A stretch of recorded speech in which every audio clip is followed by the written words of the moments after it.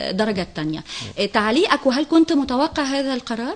طبعا متوقع هذا القرار، لأن دي عدالة السماء، إن ربنا إدى كل واحد حقه. وأنا عاوز أقول إن دي ما فيهاش مجاملات، المحكمة الرياضية ما فيهاش مجاملات، بدليل إن بلاتر ملك العالم في الكورة اللي بيرقص الكورة على مستوى العالم إدى قرار بابن همام بتاع قطر. أيوه، هم لغوا القرار. مين بقى اللي تدخل؟ هنا بوريدة برضو اللي تدخل ولغى القرار. المحكمة الرياضية ان في ناس تدخلت وخلت ان احنا نقول ان في ناس تدخلت وخلتهم يدوا القرار ده، يبقى اللي بيقول هذا الكلام خلت وخلتهم يدوا القرار ده، يبقى اللي بيقول هذا الكلام جاهل، مش فاهم ان دي بلاد اوروبية، بلاد العاطفة مش موجودة عندهم. هم قدامهم ورق وقدامهم سيديهات شافوها وأصدروا هذا القرار، وده هو ده القرار الصح، لأن النادي المصري ليس له شيء في هذا الموضوع من البداية، واتظلم ظلم كبير جدا، واتعاقب عقاب جامد جدا من اتحاد الكرة المصري اللي أصدروا قرارات، والنهاردة هم شكلهم وحش جدا على القرارات عشان كانوا بيجاملوا وخايفين من النادي الأهلي. النهارده لما يجي لهم القرار ده، المفروض الناس دي تمشي على طول، ما تقعدش دقيقه واحده على كراسيها، لان ده قرار جاي من اعلى حاجه في الحكم الرياضي على مستوى العالم. فده ما يقعدوش بقى ايه يألفوا مواضيع ويألفوا حكايات ويضربوا اتحاد الكوره بالظبط. ردة الفعل كانت شديدة الحقيقة. ده كلام همجي، ده كلام همجي مش كلام كوره. الكوره اخلاق ورياضه. وبعدين يعني انا استغربت جدا لما اتقال كامل ابو علي قال ان النادي المصري مش هيلعب السنه دي عشان الشهداء. يعني هو كان اول بيان اصدره النادي المصري بعد قرار المحكمه انه مش هيلعب احتراما لارواح الشهداء. المفروض اللي ما يلعبش الاهلي، لان الشهداء دي من عنده هو، فالمفروض هو مجامله لهم هو اللي ما يلعبش السنه دي، مش النادي المصري. النادي المصري ما عملش حاجه، دي عمليه كانت مترتبه ضد الالتراس، والناس بدليل ان ما فيش لسه احكام طلعت، لان الموضوع مفهوم للناس كلها من البدايه ان دي حاجه اتعملت ضد الالتراس، لان الالتراس دخلوا السياسه وراحوا ضربوا وعملوا مشاكل. فده كان انذار لهم، بس مش بالقتل والموت والكلام ده.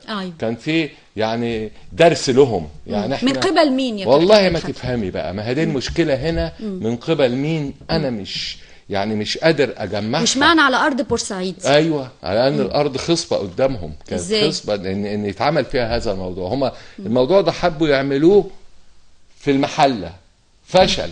من حظ بورسعيد والنادي المصري ان تاني ماتش كان عندنا هنا وحصل فيه المشكله دي يعني. لكن انا اللي انا عاوز اقوله برضو لكلمه حق، انا كامل ابو علي مش صاحبي ولا يربطني بيه اي علاقه شخصيه، لكن عاوز اقول ان الراجل ده يعني ملاك من الملايكه. كامل ابو علي له ابن اتقتل في لندن من 5 سنين، ربنا يرحمه. اتقتل في لندن من 5 سنين، ودول 74 واحد اتقتلوا في ملعب النادي المصري. الراجل من كان حاسس بأزمة الأهالي حس كلها بيهم طبعا. تمام، هو الوحيد اللي حس بالناس دي وبالألم اللي هم عايشين فيه. فإجا قال أنا عاوز أدي كل عيلة 75,000 جنيه. ده راجل أنا ما أعرفش، لا أعتقد أكتر كمان يا كابتن. هو عرض كده 75,000 جنيه لكل أسرة. الألتراس رفضوا. بترفضوا ليه؟ أنتوا بترفضوا ليه؟ ده راجل ذوق وراجل جدع وراجل انسان وعاوز بيبدي شعور جميل ناحيتكم، رغم ان هو غير مدان لكم في حاجه. طب وله ابن اتقتل زيكم، المفروض تلموا له وتدوا له برضه زي ما هو عاوز يدي. يعني انا مذهول من الموقف ده. يعني الالتراس انتوا ما بتحكموش مصر، انتوا بتحكموا النادي الاهلي النهارده بس. دي شغلتكم انتوا ناس ما يحكموش اي نادي اساسا. ما لكوش دعوه بقى بالانديه الثانيه، لان انا قريت برضه في الجرايد ان احنا مش هننجح هنا بوريده لانه راح عمل مش عارف ايه بره في المحكمه الرياضيه. هاني مين اللي يعمل في المحكمه الرياضيه؟ هاني عضو في الفيفا. محكمه ليها اسمها وليها سمعتها، يعني تسمع لمين يعني؟ ده ما فيش حد يعرف يدخل عندهم اصلا. فهنا بوريده راجل انديه مصر كلها عاوزاه. انتوا بتقولوا بقى احنا مش هندخله اتحاد الكوره وهنسقطه. لا ده مش موضوعكم بقى. ده احنا ندخل في مساله تعصب كده موضوعكم بقى وكل واحد بقى من انهي بلد احنا في بلد ديمقراطيه يا ناديه. يعني احنا في بلد ديمقراطيه خلاص، ما عادش فيه الحاجات القديمه دي تحصل تاني. يعني انتهى عهد الظلم وعهد الافتراء وعهد الكلام ده. بقى انتوا عاوزين ايه؟ يعني ده دخلوا مره ملعب النادي الاهلي، بطلوا تدريب النادي الاهلي. هو النادي الاهلي محتاجكم ولا محتاج حد؟ النادي الاهلي خد بطولاته كلها يعني بجماهيره. الالتراس ناس محترمه وعائلات محترمه وشباب زي الفل، تروح تشجع وتروح خلاص، دي شغلتك. لكن انت دخلت في السياسه، ده هيبقى اكبر حزب سياسي في مصر. انا بقول لك هذا الكلام والايام هتوريك الكلام يعني ده. لو دخولهم الساحه السياسيه ولكن عن طريق النادي احزاب الأهلي رسميه بقى، مش عن طريق الرياضه. هم يعني دخلوا عن طريق المشكله حكايه دخول السياسه في الرياضه والرياضه في السياسه. حاجه النادي الاهلي للشهره وللتاريخ وللمجد، ان حد يخش عن طريقه. بدليل ان لما حصلت الازمه دي كل الناس راحوا قدموا فروض الطاعه والولاء للنادي الاهلي وتمسحوا فيه تماما، من نقاد رياضيين لمذيعين لمش للانديه كلها. بس في برضو اعتقد يعني في عز الازمه دي كان في ناس بتقول كلمه حق. في بس قليلين جدا. منهم كان وائل الابراشي صراحه، وانا احترمه جدا، يعني بيقول كلمه حق.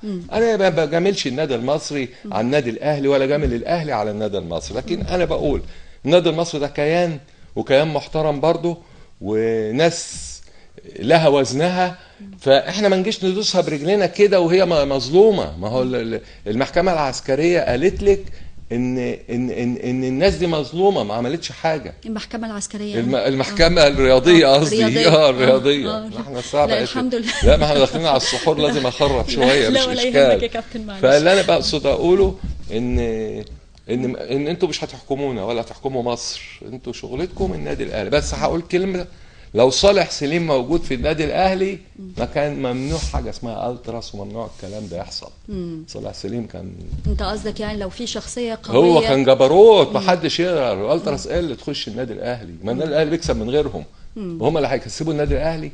ده هم بيتفرجوا على الماتش بيدوا ظهرهم للملعب. هي المنظومه الكرويه كلها محتاجه اعاده صياغه المرحله الجايه. هم ناس محترمين وعظام واجدع ناس في العالم، بس يبعدوا عن المسار الرياضي ده، مش طريقهم. هم داخلين للمسار السياسي يمشوا فيه زي ما هم عاوزين، بعيدا عن الرياضه. طيب استاذ طارق، يعني بعد او كان اول رد فعل من بعد قرار المحكمه بالنسبه للنادي المصري، اصدروا بيان يعني برغبتهم في عدم خوض مباريات ومسابقه الدوري هذا الموسم، وكان في رد فعل من قبل اتحاد الكوره على هذا القرار وهذا البيان، وحصل جدال شديد الحقيقه ومش عارفين هيوصل لايه. هو اولا ما كانش بيان او ما كانش برضو اعتذار بمعناه الناس اللي فهمته يعني. هو كان عباره عن بيوافقوا، يعني ارسلوا خطاب، النادي المصري ارسل خطاب لاتحاد الكوره بيقول لهم احنا عايزين نعرف قانونيه عدم مشاركتنا ايه في هذا الموسم 2012 2013، على اساس يعني احتراما لاسر الضحايا، وعلى اساس ان احنا كمان لعيبه النادي المصري طلعت اعاره هذا الموسم.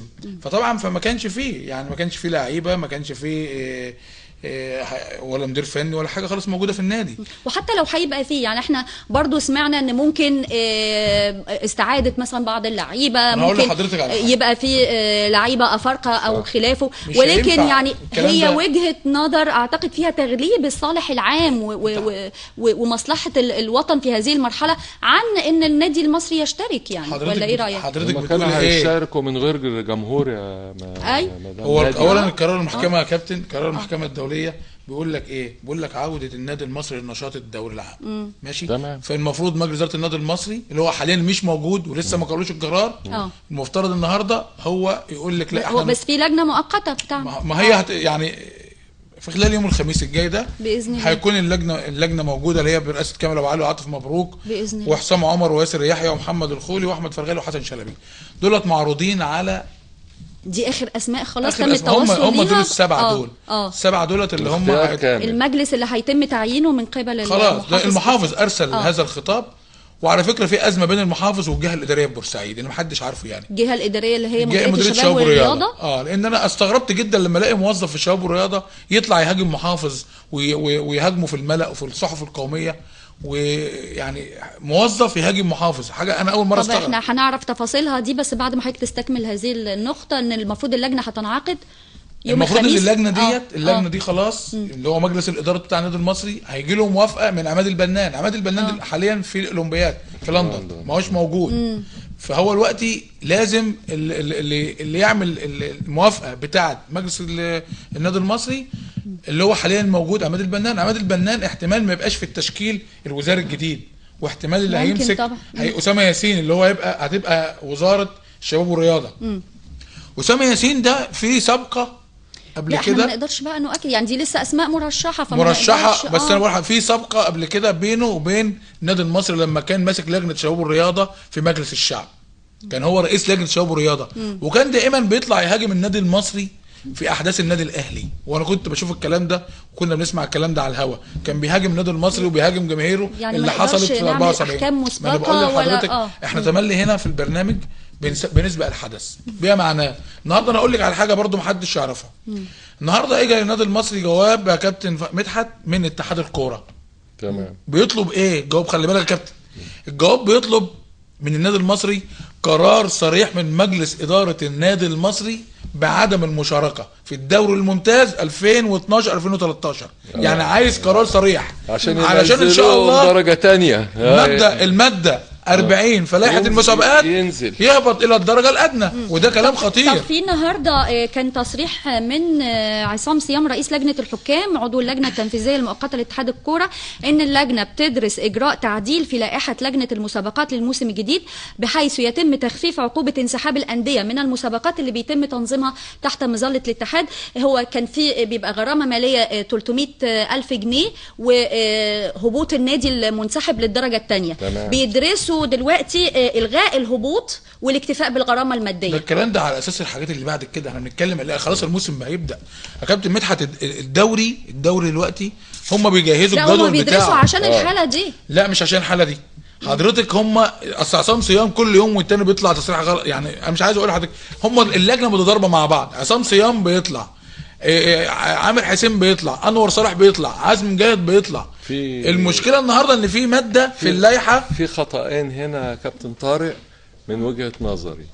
اتحاد الكوره ما كانش يعمل الجدول الدوري الا لما المحكمه الرياضيه تقول قرارها. دي نمره واحد.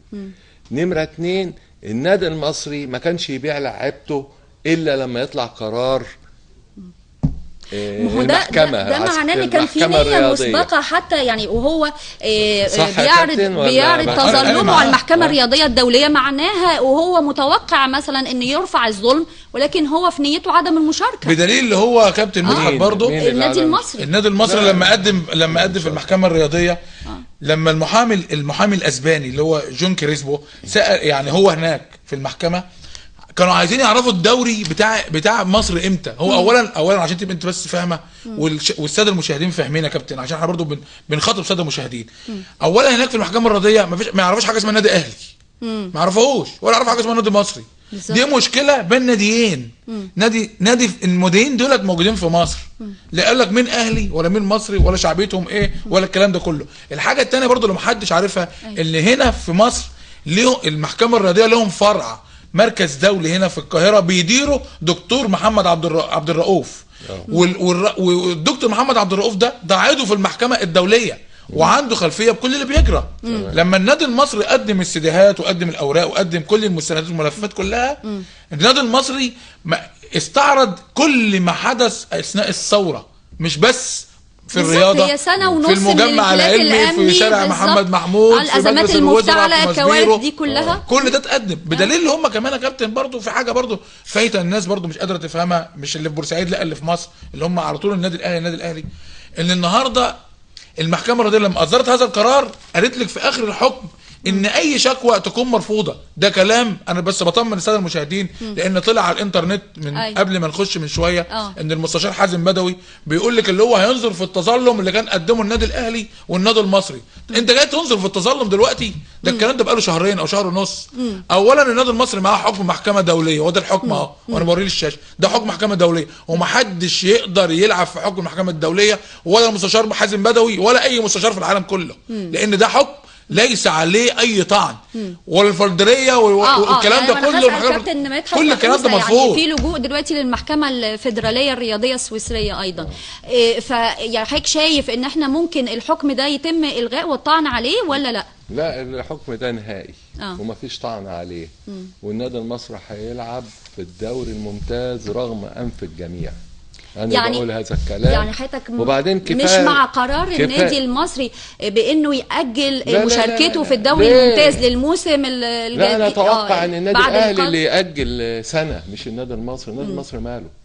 النادي الاهلي اللي انضر، جمهوره اللي انضر.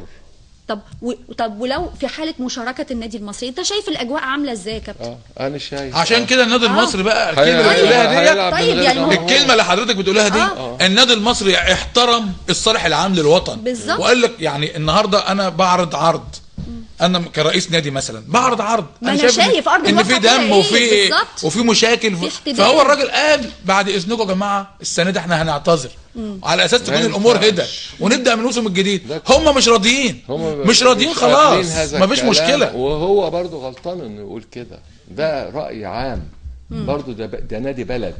النادي مش نادي كامل ابو علي، ده نادي بورسعيد كلها. هو كان باصص برضه يا كابتن مش دفاعا عن كامل، خلي بالك. عشان ياخد هذا القرار كان نزل بورسعيد وعمل استفتاء على هذا القرار، ده رأيي الشخصي. لكن النادي المصري هيلعب كمان بدون جمهور. أيوة. النادي الوحيد اللي هيلعب بدون جمهور. خد بالك يا كابتن الحكم بيقول لك ايه؟ هو طبعا يعني بدون جمهور، بدون جمهور في ملعبه بس. أيوة. بس تمام. ولكن هو الدوري العام نفسه لو اتلعب بدون الجمهور اصلا، لان الداخليه رفضت التامين، فالاتحاد الكره يعني قرر على مسؤوليته اقامه المباريات بدون جمهور. انا بقول لك يعني الدوري مش هيلعب. انا على مسؤوليتي الشخصيه اهو. يعني في ناس انا جات لي معلومه دلوقتي قبل ما اخش برضه ان الدوري مش هيتلعب. ربما الدوري نفسه مش هيتلعب لان في مشكله كبيره. بس مش عشان النادي المصري. لا، ما هي مش عشان النادي المصري، عشان برضه يا كابتن انت قلت دلوقتي من شويه ان الالتراس مش هيحكم مصر. لا، انا بقول الالتراس دلوقتي بيحكم مصر. بدليل كل حاجه بتتعمل. دخلوا النادي الاهلي بوظوا التدريب، راحوا ماتش الاهلي والاتحاد الودي بوظوا المباراه. هم بيعملوا كل حاجه، مفيش رادع يا كابتن، مفيش حد بيقول لهم عندكم اقفوا، مفيش حد بيقول لهم ما تعملوش كده. مين اللي هيقول لهم اقفوا؟ مش في رئيس جمهوريه جه جديد؟ مش في دوله؟ احنا دلوقتي يا كابتن احنا في دوله قانون، ولا احنا في دوله مش قانون؟ دي دوله قانون، المفترض يبقى في احكام. اللي بيعمل اي تخريب اي حاجه من دي، قتل ضرب، يتعاقب يا كابتن. امال احنا دلوقتي احنا بنعمل ايه؟ ما الكلام ده غلط. اتصال من الشرقيه الاستاذ جمال خليل، اهلا بيك معنا يا استاذ جمال. مساء الخير. السلام عليكم. عليكم السلام ورحمه الله وبركاته، اهلا بيك. مساء عليكم، كل سنه وانتم طيبين. وحضرتك طيب يا فندم، ورمضان كريم عليكم. بالنسبه للكابتن كابتن مدحت، ايوه يعني كلامه ظريف برضه حلو، بس يا ريت ما فيش داعي بالنسبه لقرار المحكمه الدوليه والنادي المصري يلعب غصب عن الانف. فنتمنى يعني الكلام دوت، يعني النادي المصري حتى لو لعب في الدوري احنا ما بنقولش على النادي المصري حاجه عشان اسره الشهداء ديت، وبنقول لرئيس الجمهوريه ومش رئيس الجمهوريه. النادي المصري لو لعب في الدوري يعني هيحصل مجزره كبيره. يعني النادي المصري احنا بنحترم النادي المصري، والنادي المصري فريق كبير مش فريق صغير. ايوه، فاحنا بنحترم القضاء والقانون والحاجات والمحكمه الدوليه. فيعني طب هل دلوقتي لكن انت شايف من المنطقي يعني عدم مشاركه النادي المصري بتفضل انه ينزل درجه ثانيه؟ يعني كلمه بسيطه كده، طب هل لو رئيس الجمهوريه اصدر قرار بعدم لعب النادي المصري هذا الموسم، هل الموقف هيكون ايه؟ لا، رئيس الجمهوريه ماله ومال رئيس الجمهوريه ما يملكش قرار زي ده. ما دي برضه حاجه في الجمهوريه. طب لما النادي المصري وبورسعيد قعدوا سنتين يتشتموا ويتبهدلوا، احنا بنشكرك استاذ جمال، وهنسمع رد كابتن مدحت في هذه المساله. يعني لو الناس شايفه ان مش من المنطقي مشاركه النادي المصري، ممكن يتعرض فعلا لازمات حقيقيه يعني. هو الفكره يعني هيقعد مدى الحياه ما يلعبش بقى؟ لا مش مدى الحياه، بس على الاقل لما الامور تتضح يعني وحال البلد حتى. مين هيدينا ضمان انه ما يلعبش؟ ده في نقطه هقولها. مين هيدينا ضمان؟ ما هي دي بقى النقطه. اولا يا كابتن مدحت، ما فيش حد يملك يقول للنادي المصري ما تلعبش بعد قرار المحكمه الدوليه الا اعضاء الجمعيه العموميه للنادي. هو بيتكلم ان خطوره على النادي المصري انه يلعب بره والكلام ده، هو ده كلام. لا هو كمان بيتكلم بيقول لك ان رئيس الجمهوريه يقول قرار رئيس الجمهوريه ده حاجه، ده وبعدين احنا بنقول هيلعب رغم انف الجميع ليه؟ لان استاذ جمال برضه كلام مش منطقي. لا هو عايز يقول ان يعني الموقف يمكن يستوجب تدخل جهات اعلى من الجميع لحسم الموقف. يعني اذا كان النادي المصري شايف ان في خطوره حتى في طب عشان كده قدم يعني عشان كده مجلس اداره النادي المصري قال بلاش بقى للمره الثانيه. يعني يا كابتن مدحت انت شفت كلام الناس بتقول ايه؟ انت تقول ان انا ما العبش السنه الجايه عشان اهدي العمليه والسنه اللي بعدها العب. افرض بقى جيت انت السنه اللي بعدها وهيحصل نفس اللي هيحصل لو لعبوا السنه دي، نفس البرنامج. النادي الاهلي مش اصدر قرار انه لن يلعب مع النادي المصري لمده 5 سنين؟ كأول رد فعل بعد الكارثه. جميل. ازاي مش هتلعب ضد النادي؟ لا ما هو طبعا هتنسحب قدامه يعني مثلا؟ هو المحكمه الرياضيه تاخد كل الكلام يعني انت هتنسحب قدام النادي المصري وتخسر؟ انت النادي الاهلي برضه يعني انا ما بقللش النادي الاهلي، قيمه كبيره جدا ونادي قوي جدا واقوى نادي على مستوى افريقيا كلها. ده مش تمييز لهم ولا ده حقائق، ده حاجه موجوده طبيعيه وحقيقيه. لكن كمان النادي الاهلي ما يحكمش اتحاد الكوره ويحكم النادي المصري ويحكم البلد بقى. لا انت نادي زي اي نادي في مصر برضه. صحيح انت نادي متفوق بلاعيبتك وجمهورك كل نادي برضه بلاعيبته بجمهوره. الزمالك لعيبته بجمهوره، الاسماعيلي بلاعيبته بجمهوره، كل الاتحاد، كل انديه جماهيريه لها ناسها وناس بتحبها. فانت ما تجيش تلغيني، انت بتلغي النادي المصري وعاوز كنت تلغي بورسعيد من على الارض خالص. لا العمليه ما تجيش كده. هو قرار برضه قرار حسن حمدي ما هياش عافيه، ما هياش عافيه. وبعدين انا مش عشان مرعوب من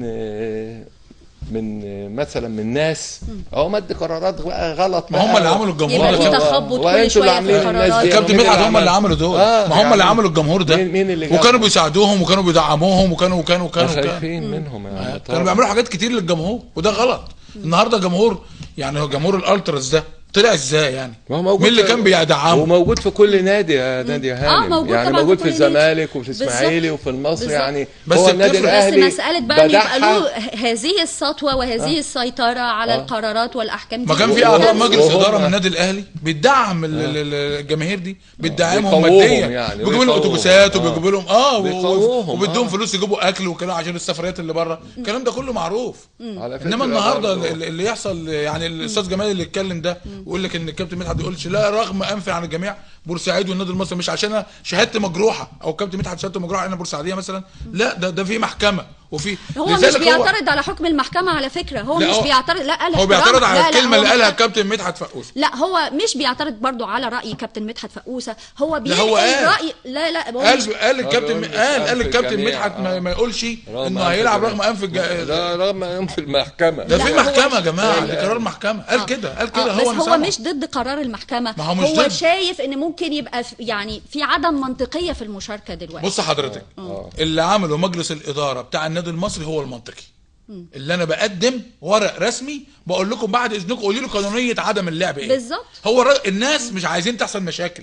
مجلس الاداره يعني عايز يهدي الجو. قال لك للمصلحه العامه لان مش تحدي. ما هوش تحدي دلوقتي المشاركه يعني. والسنه الجايه تكون الامور هدت، يكون الجو هدت وكل الناس. ايوه يا كابتن هدت ازاي يا كابتن طارق؟ بص يا كابتن اولا دلوقتي ده اول واحد طلع بيكلمك. يعني الناس اللي الشهداء راحت عندها دي هتنسى ان الشهداء راحوا عندهم؟ مش حكايه شهداء. كامل ابو علي نفسه هينسى ان ابنه اتقتل شهيد في كابتن انت عندك استعداد تحمي الفرقه. انت عندك استعداد تحمي فرقه النادي المصري لو سافرت الشرقيه. عندك استعداد لو انت صاحب فندق هتنيم الفرقه في الفندق. مين يا كابتن لغايه النهارده عندنا انفلات. هو ده اللي احنا بنقوله لغايه النهارده لغايه وقتنا هذا. طب احنا معانا استاذ طارق بعد اذنك. احنا معانا اتصال هاتفي. كابتن اشرف خضير المدرب السابق في النادي المصري. اهلا بيك معانا كابتن اشرف. السلام عليكم. عليكم السلام ورحمه الله وبركاته. اهلا بيك. ازيك يا استاذه ناديه؟ الله يخليك. حضرتك كل سنه وانت طيبه. وحضرتك طيب. وكل سنه وانت طيب. طارق هاشم الصحفي المعروف مصر.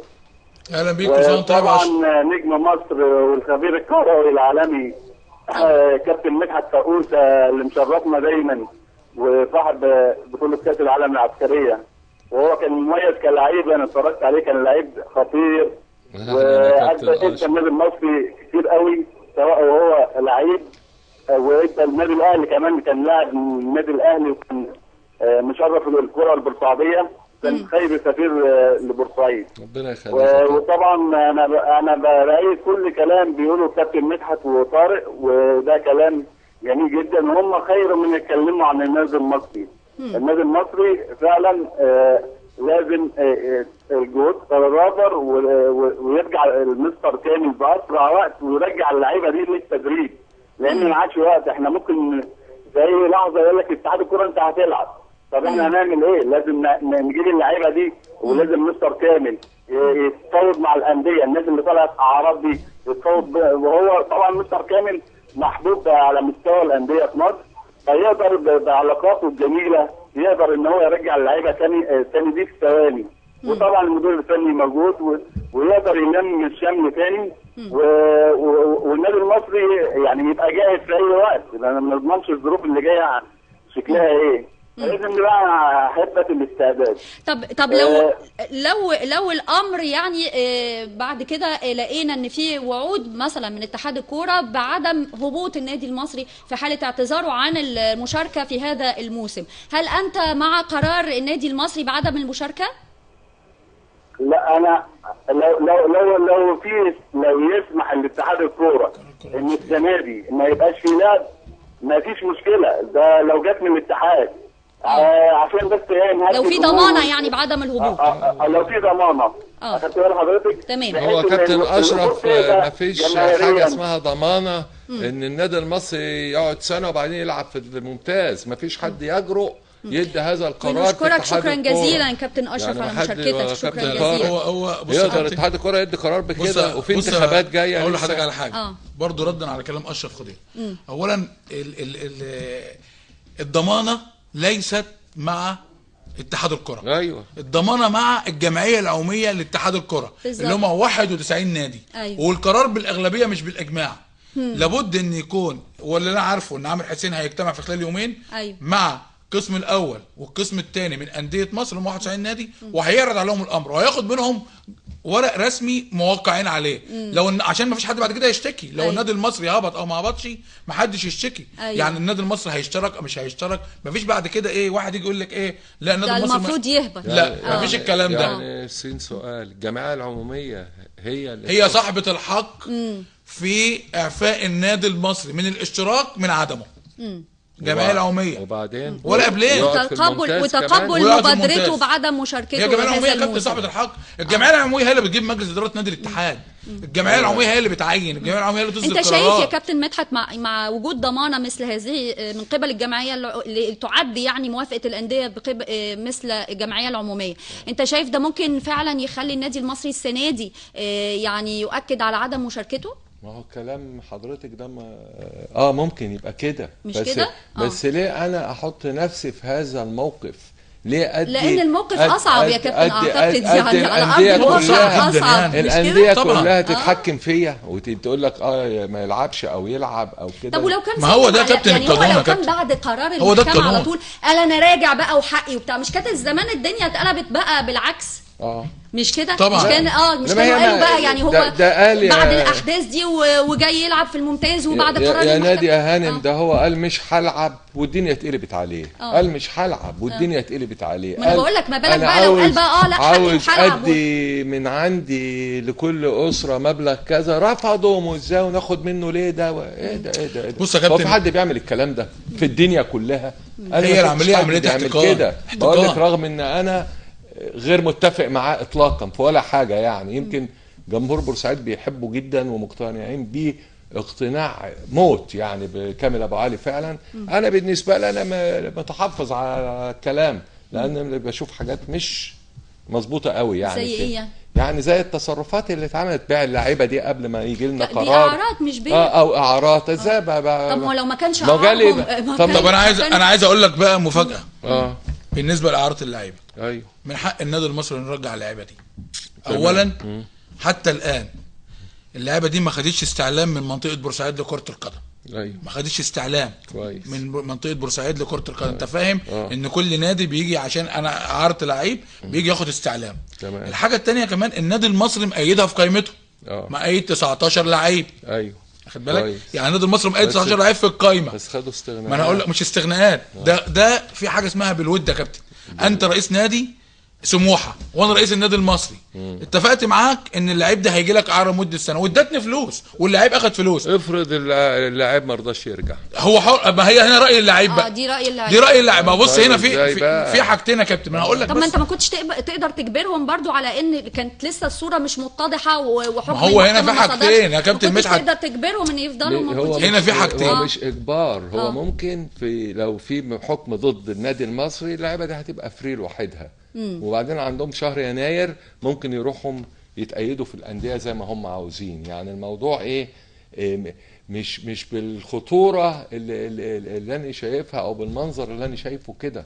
يعني المفروض برضو انا باخد رأي جماهيري ورأي بلدي، لان انا سامع ان الناس زعلانه ان المصري مش هيلعب. ده هم منقسمين يا كابتن، في مجموعه عايزه المصري يلعب، وده بديهي طبعا. يعني مش عايزه المصري يلعب، يلعب. هيحصل الانقسام ده. في انقسام. الحاجه الثانيه يا كابتن مدحت برضه خد بالك برضه، المفاجاه الثانيه اللي انا اقولها لك ان النادي المصري مستعد للمشاركه في الدوري الممتاز.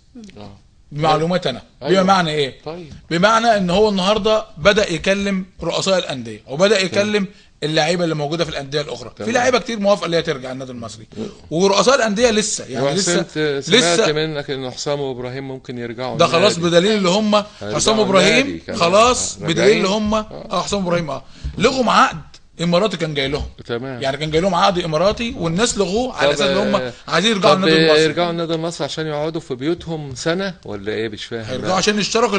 لو بص يا كابتن يعني دي نقطه فعلا. لا مش يقعدوا في بيوتهم سنه. ده امال انا بجيبهم ليه يا كابتن؟ النهارده لو اتحاد الكره والجمعيه العموميه قالت لا النادي المصري يشترك يبقى انت جاهز بالظبط. طب امال النهارده انا انسحب النهارده وينزل الحكم يصفر بانسحاب ويطبق علينا الماده 40. يا عم طارق انا واخد قرار يا عم طارق ان ايه يا كابتن القرار؟ ان ارجع. طب ما هو الراجل خلاص هيلعب. تقول لي جمعيه عموميه تقول ما العبش يا كابتن؟ ممكن تقول لك ما تلعبش. ليه؟ باماره ايه بقى؟ ممكن توافق على اختيار النادي المصري. كابتن انت مش حاسس بحجم الكارثه يا كابتن هذا الموسم؟ انت مش لو النادي المصري طلب منهم لو النادي المصري طلب انت مش حاسس بحجم الكارثه؟ النادي المصري طلب كده. طلب ايه؟ من الجمعيه العموميه بتاعه الاتحاد. الراجل بيقول لهم احنا عايزين للصالح العام. بيعرض للصالح العام. اذا كان هو لسه واحد من الشباب بيقول لك النادي المصري ما يلعبش، ما يجيش، ما يروحش. نظره هو يا كابتن مش واحد بس، اغلبيه. يعني نقفل النادي. طب مين انت تقدر تحمي لعيبه النادي المصري ما يروح اي نادي اي فرقه في اي مكان؟ تقدر تحمي. ده سؤال مهم مين يا كابتن؟ بس كويس ان بيقولوا انت تحمي اي نادي في مصر. انا ما اقدرش احمي نفسي. اشمعنى النادي المصري اللي بتقول يا كابتن؟ انا ماشي على الطريق ما اقدرش احمي نفسي. نادي يا هانم يحصل له اللي حصل في النادي المصري. اي نادي معرض لكده. طب انت شايف يعني النفوس هديت تجاه النادي المصري يا كابتن ولا لسه؟ لا لسه. لا هو في حكم محكمة بالنسبة للمتهمين في قضية النادي المصري والأهلي أو قضية استاد بورسعيد. لو طلعت القضية دي أنا مش عارف المحاكمات يعني دلوقتي اللي بتتم الجنائية. يبقى الموضوع انتهى كده. يبقى انتهى يا كابتن. ده 3 ارباع اللي مقبوض عليهم دول مظلومين يا كابتن. يا كابتن 3 ارباع الناس اللي مقبوض عليها دي مظلومه يا كابتن. يعني الناس دي كانت بتاخد من بره الاستاد. انا شايفه يعني 3 ارباع الناس دي مقبوض عليهم من بره الاستاد. يعني ال 74 واحد قتلوا بعض، هم اللي قتلوا بعض يا كابتن. مش كان في تدافق يا كابتن وكان في انزحام في المدخل واجت المحكمه اجت عينت الاستاد. في ناس كانت مأجورة هي اللي جت عملت هذا الكلام. حتى المأجورين يا كابتن كمان. يعني كابتن الحديد بتاع الباب غير مطابق لقانون الفيفا لقانون الملاعب. حديد قد كده، باب قد كده في الدنيا كلها، المدخل قد كده. دي غلطة مين يعني؟ غلطة اللي عمل الاستاد وبناه واللي طوره واللي سمح ان الاستاد يتلعب كده. والنادي المصري ما مقدم جوابات للاستاد انه ما يلعبش وقال لك مش عايزين نلعب في الدوري ومش عايزين نلعب في حالة الانفلات. يعني الناس بتتضرب في المدرج فوق والشرطة واقفة تتفرج. يا كابتن السيديهات كلها بانت. ليه؟ ما اعرفش بقى في ايه بقى. يبقى في مؤامره بقى. عارف والناس عارفه ليه. ولان هم برضو ضربوا الشرطه في مصر والناس هنا قالت لك مش هتدخل. يعني مواضيع يعني في احتقان اهو، احنا بعيد عنها. ما يعني بعيد عنها ازاي؟ لان احنا مش احنا يعني اللي في الحكم يعني يا يا كابتن النهارده اهو يعني تظاهر العشرات من اهالي شهداء مذبحه بورسعيد امام قصر العروبه بمصر الجديده ده النهارده، محاولين الدخول لمقابله الرئيس محمد مرسي لتقديم مطالبهم، والتي تمثلت في محاكمه عادله للمتسببين في احداث بورسعيد والمتورطين فيها، مطالبين بحصول المدان والبريء على حقوقهم، مؤكدين على ان مطلبهم الاساسي من الرئيس محمد مرسي هو اعاده حق الشهداء كما وعد قبل توليه الرئاسه. واضح تزامن ده مع يعني القرار الاخير مع المحكمه. هيتدخلوا في القضاء، وده قضاء مش القضيه ديت في قضاء. أيوة يا كابتن هم كويس اللي لا عملوه انا ده. بتكلم تاكيدا على الاجواء المحتقنه، ولازم يعملوا كده، لازم يعملوا كده. ده حق اولادهم. امال ايه؟ وهم كمان رفضوا الحق اللي كان كامل عاوز يديهولهم، هم رفضوه. او انا ما بقولش ولاد الشهداء، الالتراس القيادات نفسها هي اللي رفضت. فانا اللي انا عاوز اقوله ان النهارده انا راجل ابني شهيد، وجيت اعرض على ولاد الشهداء مساهمه ماليه، ودي لن تعوضهم عن طبعًا. اولادهم طبعا، ورغم ان هم اخذوا برضه حاجات من النادي الاهلي اداهم ومش عارف مين اداهم والدوله ادتهم، يعني اللي بس بنسمعه في الجرايد. اللي انا بقوله احنا مش هنقعد، ما في 73 مات الافات مؤلفه من انت مات من عندك من بورسعيد برضه في الجيش المصري. الحياه بتمشي بعد كده، يعني كل واحد بياخد حقه. دول ما اهاليهم ما خدوش حاجه، الشهداء بتوع حرب 73 اهاليهم ما خدوش حاجه، دول اهاليهم بياخدوا، يعني في تعويض اهو. فيحمدوا ربنا ان في ناس مقدراهم وبتعوضهم وبتحاول. النادي المصري بيحاول يمد ايده، كل ما يمد ايده يقطعها له. طب ليه يعني؟ ليه كده؟ يعني انا مش عارف بيعملوا كده هو ليه؟ كان مسرح الجريمه، انما مش هو المجرم. يعني النادي المصري نفسه مش هو المجرم. نادي كسبان 3-1 يروح يموت 74 ولو واحد. مش كسبان يا كابتن يعني كمان يعني وبعدين 80 سنه بيلعب المصري والاهلي، ما فيش حد مات ولا اتقتل. يعني معنى كده يا كابتن اللي ده كان ده دفع، ما كانش بقى حد بيعمل او كان يعني ده طبعا موجود. ده في القضاء بقى. والطب الشرعي طلع برضه، واحنا كنا نيجي هنا برضه في البرنامج بتاعك ده وسابقه وجبت لك قرار الطبيب الشرعي ان الكلام اللي يعني كلهم اللي ماتوا مخنوقين او متزحمين مع بعض من تدافق، ده القرار. انما بقى الناس المحبوسه يا كابتن، ما هو كل المحبوسين دولت يعني ما كان في من عندكم هنا ناس برضو موجوده في القناه، موجوده في الملعب وشافت كل اللي كان بيحصل ده، كل ده والعساكر والشرطه والظباط واقفين. واحد يكلم مدير الامن يقول له، المحافظ يكلم مدير الامن، المحافظ ذات نفسه قال كده وطلع على الهواء قال الكلام ده. انا كلمت مدير الامن بساله بقول له في ايه؟ قال لي لا مفيش حاجه، ده حاجه عاديه، امور عاديه، مفيش اي حاجه خالص. والدنيا كلها اتفاجئت المحافظ طلع قال الكلام ده. حصلت بالظبط. الله، ما دام جاب سيره المحافظ بقى اتفضل. وكنا هنعرف منه ايه حكايه الخلاف ما بينه وما بين مديريه الشباب. عاوز اقول له احنا بنهنين ان المنطقه الحره رجعت في عهده اللي هو احمد عبد الله. وبنهنين النادي المصري رجع للدوري الممتاز في عهده. وبنهنيه على كل الخدمات اللي بيقدمها لشعب بورسعيد بروح طيبه جدا رغم التعب والمجهود الجبار اللي بيبذله. كان في ازمه يعني امنيه اخيره يعني اعتقد في جهود واحلى حاجه بقى بيعملها اللي ما عملهاش حد قبله، انه بيجدد مدخل بورسعيد يبقى بقيمته. اولا وانت داخله بورسعيد منظر المدخل نفسه بتاع بورسعيد حاجه تقرف صراحه، وده مش قيمه بورسعيد. هو ابتدى يجمل هذا المكان وبيعمله عشان لما تبقى داخله بورسعيد يبقى على الاقل ده صحيح. نفسيتك كده تبقى مبسوطه. بس الاهم والله يا كابتن عند البورسعيديه كمان في الوقت ده مساله يعني القضاء على الانفلات الامني، وكان في ضحايا. مدير الامن يعني هو بيبذل مجهود كبير في هذا الكلام يعني حقيقه الراجل. فاحنا بقدم له هنا بالنيابه عن بورسعيد برضو الشكر على كل حاجه بيعملها، واحنا بنضم صوتنا لصوتك يا كابتن، وربنا يوفقه يا رب في امور عديده اخرى. ولكن بس عشان بس احنا يعني كنا عايزين نعرف منك يا استاذ طارق، انت بتقول في خلاف دلوقتي الازمه بس برضو بالنسبه للمحافظ برضو يعني انا يعني الكابتن مدحت انا بس بطلب من محافظ بورسعيد زي ما حضرتك قلتي الانفلات الامني ينزل شويه من مكتبه ويشوف البلد عامله ازاي، لان البلد بايظه جدا، بايظه امنيا، بايظه غير مش نظيفه. دي مش بورسعيد. رؤساء الاحياء كلهم الموجودين على مكاتبهم ما بينزلوش. حي الشرق مش ده حي الشرق اللي احنا نعرفه. البلد بايظه. فبنطلب برضو من محافظ بورسعيد بما انه محافظ بورسعيد وهو متجدد له لغايه دلوقتي ينزل شويه من على المكتب ويشوف بورسعيد عامله ازاي، لان بورسعيد بايظه امنيا، بايظه في النظافه، بايظه في رؤساء الاحياء. الخلاف بقى الاخير، الخلاف الاخير اللي هو النهارده محافظ بورسعيد هو محافظ الاقليم. هو بعت 7 اسماء، 7 اسماء اللي هو بعتهم ليه؟ للمجلس القومي للرياضه. هيتعين. فوجئهم ان الجهه الاداريه اللي هي المجلس القومي للرياضه بيكلموا مديريه الشباب والرياضه، بيقولوا لهم ده المحافظ بعت لنا فاكس بيقول فيه اسماء كذا كذا كذا. أيوة. فطلع راغب الامام اللي هو مدير الهيئات، ايوه، قال ازاي احنا ما نعرفش الاسماء اللي هي اتبعتت للمجلس المحافظ. الاسماء دي جت له منين والمحافظ عارف. فطبعا الكلام ده انا بستغرب، يعني ليه الازمه اللي بين مجلس مديريه الشباب والرياضه ومحافظ بورسعيد؟ مفترض فيه محمود يعني البياع هو مدير المديريه، ومفروض ان يعني عمليه توافقيه احنا منتظرينها الفتره دي. في حاجه اسمها بالتنسيق، في حاجه اسمها بالتنسيق مع المحافظ. النهارده في حاجه اسمها بالتنسيق مع المحافظ. فالمفترض الازمه ديت اصلا ما تبقاش موجوده، لان النهارده احنا في حاجه اسمها للصالح العام. والله الاسماء ديت يا كابتن مدحت حصل عليها توافق. المفروض المحافظ ياخد وشايفين هيكون لهم دور في المرحله القادمه. مش عارف، ده هو حاكم الاقليم، هو محافظ الاقليم حد هو وهو اللي عارف الموقف حاصل فيه ايه وكيفيه الخروج من كم الازمات اللي بتحصل، يعني المفروض. طبعا لا هو راجل كويس جدا. ويمكن كابتن طارق برضو، لان انا قاعد في القاهره مش في بورسعيد، وهو حاسس بالاحياء والحاجات دي. أيوة. انا قابلت رئيس حي الشرق الجديد ولقيته شغال فعلا الراجل، وبينزل وبيجري وبيبذل جهد يعني. اسمه اللواء عادل ابو العلا بيبذل جهد وبيحاول يعمل حاجه كويسه للبلد برضه، ومهتم قوي.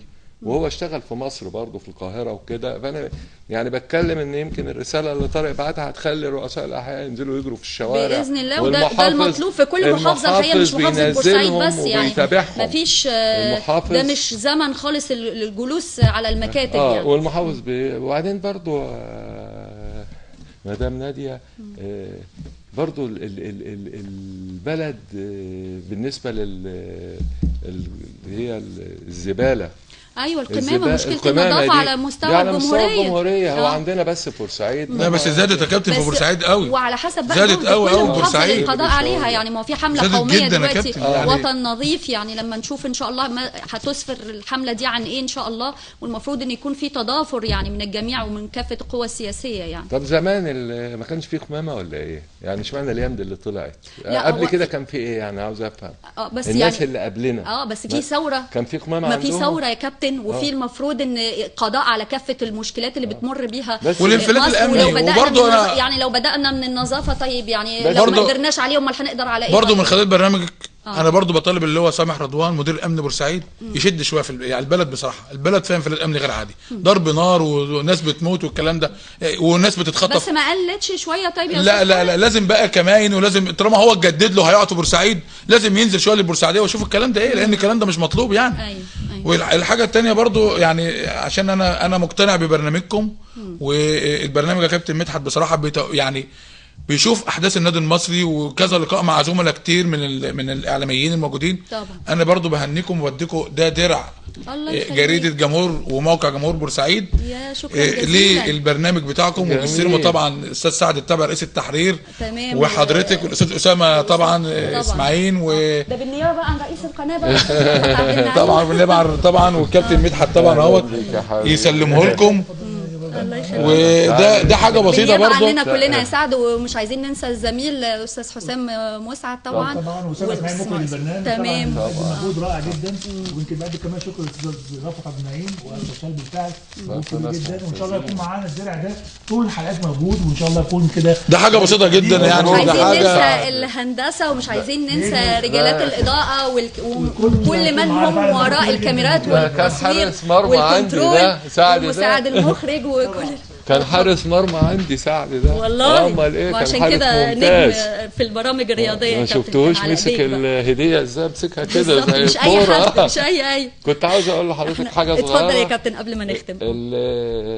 قبل كده كان في حلقه فحد كان بيتكلم عن رؤساء الانديه بتوع النادي المصري، هو ما ذكرش اسم عوض بيه فقوسه ثالث رئيس للنادي المصري اللي جاب الكاس السلطاني في عهده مرتين. الله معلومه جميله. احنا هو بنشكرك عليها. ما جابوش، انا ما اعرفش هو ما جابوش ليه، يعني قاصد يعني ولا مش قاصد، ده موضوعه. احنا يعني بنشكر حضراتكم جدا. احنا يعني لازم نختم سريعا قبل لا قدر الله لحسن الكهرباء تقطع تاني. بنشكرك كابتن مدحت فقوسه نجم نجوم الكره المصريه، شكرا جزيلا ليك. والاستاذ طارق هاشم رئيس مجلس اداره جريده جمهور بورسعيد الصحفي والاعلام. انا بشكر حضرتك متألقة دايما والله. وعايز برضو من خلال برنامجك يعني بطمن البورسعيديه ان مجلس اداره النادي المصري احنا بيجهزهم الفرقه وجهاز فني وما تقلقوش. يا رب ان شاء الله. بنشكركم جمهورنا، والاسبوع الجاي ان شاء الله حلقه جديده من المصراويه.